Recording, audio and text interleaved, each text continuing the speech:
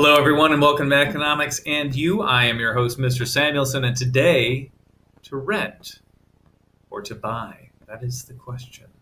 We're, of course, looking here at homes. So let's talk about housing and housing costs today. Now, if you are deciding to buy or to rent, you are making one of the biggest financial decisions that you will make. This is key. We're talking about a huge chunk of money. Whether you are buying or renting, what you're doing is likely to consume about 25 to 33, that is 1/4 to 1/3 of your monthly income, a big chunk of the money that you're making. Now, because of the upfront costs of buying a home, nearly everyone is going to start by renting. So, advantages of renting. Getting into a rental property requires a security deposit of about 1 to 2 months rent. That's a pretty low threshold to entering. So you may need, if you're paying $1,000 a month in rent, you may need to put up an extra $1,000 to $2,000 that the landlord will hold until you leave the apartment, and then they give it back to you. But you do need to have that money up front. Now, renters don't need to pay maintenance costs, and you don't have to pay real estate taxes. You are just paying your rent. The landlord is going to factor those expenses into what they're charging for rent. Renters also have the flexibility to move more easily at a lower cost. Typically, if you're going to break your lease, that is, leave early, you will forfeit your security deposit. Sometimes your lease may require that you do a little bit more, but it's still going to be lower cost than selling a house. As a renter, you have several rights that are important for you to know. And to know these rights, at least some of these rights, you'll want to make sure that you read through your lease very carefully, because your landlords can try to take away and chip away at some of your rights in that lease. Read it carefully and make sure that you agree to those terms. Now, the lease is a contract, and it holds both you and your landlord to certain rules and certain guidelines. It is a legal document that has to be followed by all. Now, once signed, the tenant, you're free to use the property so long as you are following the terms of your lease and the law. Landlords, on their end, also have to follow those terms, and they cannot enter your property without your permission. Once you are leasing it, it is considered your private place, and the landlord has to give you notification that they are going to enter and ask permission to do so. All right, renter responsibilities. What do you need to do? You're living there. Renters are responsible for the daily upkeep of the property. Your landlord, unless it's in the lease, and I have not seen this lease yet, is not going to pick up after you. They're not going to do your dishes. They're not going to make sure the trash is put away. They're not going to make sure that you're not piling garbage up in a room and attracting roaches. These are your responsibilities as a renter, to take care of the property. This includes cleaning, also includes notifying the landlord of needed repairs. I spent some time as a landlord. I had a property at one point, and that quick notification is key. When we had a clogged gutter cause a leak into the roof of one of the units, we needed to know about that right away so that we could fix it for a couple $100 rather than losing the whole ceiling of the room and it costing several thousand. So if something needs to be fixed, notify your landlord very quickly as soon as you notice it. The landlord, as a tenant, you also have to pay your rent every month. Don't forget to pay your rent. That's important. A tenant who breaks their lease early may have to pay a penalty. As I mentioned before, this is typically forfeit of your security deposit, sometimes a little bit more. All right, landlord responsibilities. What does a landlord have to do? Well, varies upon the type of unit and the location. Landlord-tenant laws vary between states. But one thing that's universal is that the building has to be maintained to ensure safety. It has to be a structure that is safe. It's not going to fall down on you. It has proper fire alarms. You have egress points where you can get out in the event of a fire very easily. These are all required in all laws across all states. Necessary repairs also have to be completed within a certain amount of time. If you notify the landlord that there's a problem, they have to fix it, and they have to fix it quickly. They can't put it off for 2 weeks. If it is a crucial issue, they have to take care of it in a timely manner.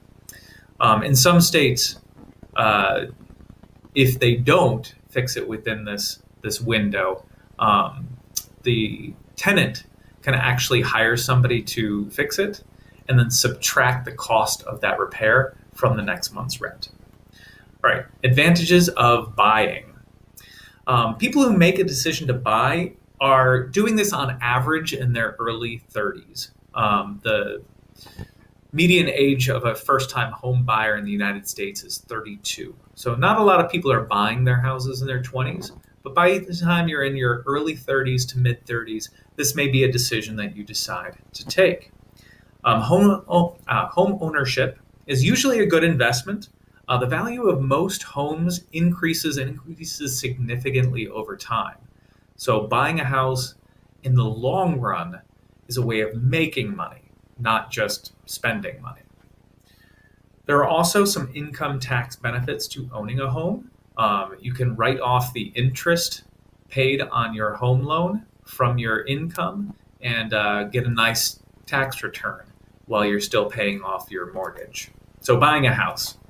Buying a house is the single largest purchase that most people make in their life. It's going to cost, in all likelihood, more than $100,000, and for many people, more than $200,000. Some, a lot more than $200,000 to buy a house. Owning a home is likely going to consume more than 25% of your monthly income. It should never exceed 33%, though. That's kind of considered the line at which you max out. You should be spending your money on other things, saving, preparing for the future. Spending more than a third of your income on a house is not considered a good idea. I tend to steer people closer to that 25% number. Buyers also need a down payment. You need a down payment of at least 3.5% of the value of the property, although most people will encourage you to put that down payment of 20%. If this is for a Federal Housing Administration loan, an FHA loan, but you can only qualify for this rate if you have a credit score of 580 or better. 580 is a pretty weak score, but it's not a terrible one. If you've got a terrible credit score, your down payment needs to be higher. That is, you don't have a good history of paying back loans. If you're going to do this, if you're below 20%, you also need to purchase insurance. It's called mortgage insurance. It's just a way of ensuring that people will get their money back. It's expensive. Getting that 20% is a good way to cut down that cost. So, the cost of your house. Unless you're extremely fortunate, you'll purchase your first home with a loan. Maybe you win the lottery. Maybe mom and dad give you a really nice present. Doesn't happen. You'll be purchasing your first home with a loan. A home loan is called a mortgage, and they are repaid over a 15-year term or a 30-year term, but is done through monthly payments. There is also several $1,000s in closing fees or closing costs to secure this mortgage. So here we can see, a $200,000 loan for, a good home. And right down here, we see closing costs, $5,700. This is money that you need to finalize this. It doesn't go toward the value of your home. You don't get this money back. This is just to make the deal happen. Does not count as your down payment. So you've got to make sure that you've got, money to cover these costs as well. And this goes toward the bank for them to pay to all of their employees who are doing all the work to make sure that this can happen. All right, credit and interest rates. It's essential to have good credit before you buy a home. You really do want to have good credit. Don't go into home ownership with a bad credit score. Your credit score is determined by your history of paying debts, and it's going to determine your interest rate. Now, that interest rate makes a big difference. A couple of percentage points in interest can be tens of thousands, $100,000 or more on most home purchases. If we look at this chart down here, this is for a 30-year mortgage for a $200,000 home loan with 20% down. Okay, so this is what we've got. And if you have an interest rate of 3.5%, your monthly payment is $718. But if your credit score is not good, your interest rate goes up, and just 1 percentage point now makes it $810, an increase of almost $100 a month over 30 years. That's $100 more, 12 times a year, 30 years. That's a tremendous amount of money. Here's another way of looking at it. I did find a flaw in this graphic. It says the loan amount is 250. It should say 200. But it still shows here, looking at the 15-year versus the 30-year, showing you the effective interest. If you do a 15-year loan, you're paying interest over less time.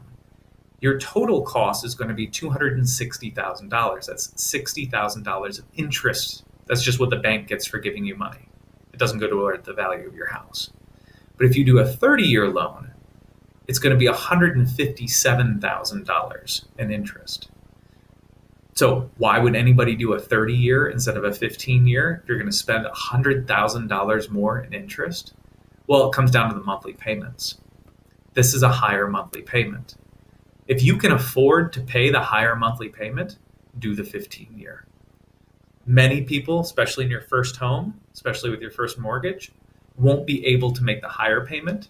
Will need to go with a lower payment and do the 30-year. But you can change this later on. You just have to pay closing fees the second time. All right, 15-year cuts your interest. Yeah. Okay, that's it for today. I hope you enjoyed this lesson. I will see you next time. Farewell.